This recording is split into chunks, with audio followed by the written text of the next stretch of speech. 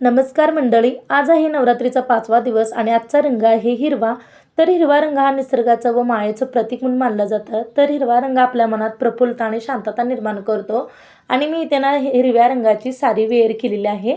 आणि इथे ना मी घटस्थापनेची पूजा वगैरे करून घेतली आणि घटाला पाणी वगैरे शिंपडून घेतलं.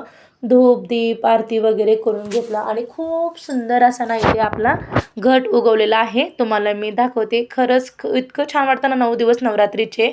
आणि 9 रंगाच्या साड्या आणि खूप छान अशा ना देवीला सुद्धा ना 9 रंगाच्या अशा वेगवेगळ्या माळासुद्धा आपण अर्पण करत असतो घटाला. आणि तुम्ही पाहू शकताय बघा, इथे ना आपला घट खूप सुंदर असा उगवलेला आहे.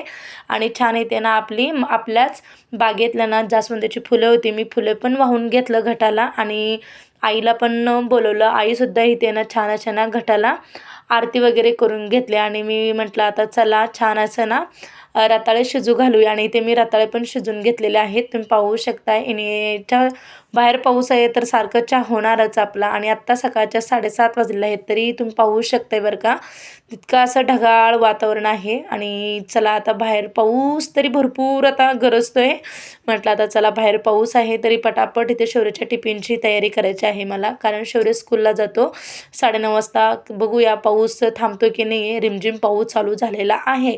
सकाळी फक्त आभाळ होतं आणि नंतर ना पावसाने हजेरी लावली. आणि थंडगार हवेमध्ये ना 3-4 वेळा सकाळपासून चहा झालेला आहे. आणि व्हिडिओ आवडल्यास लाईक शेअर सबस्क्राईब बाय.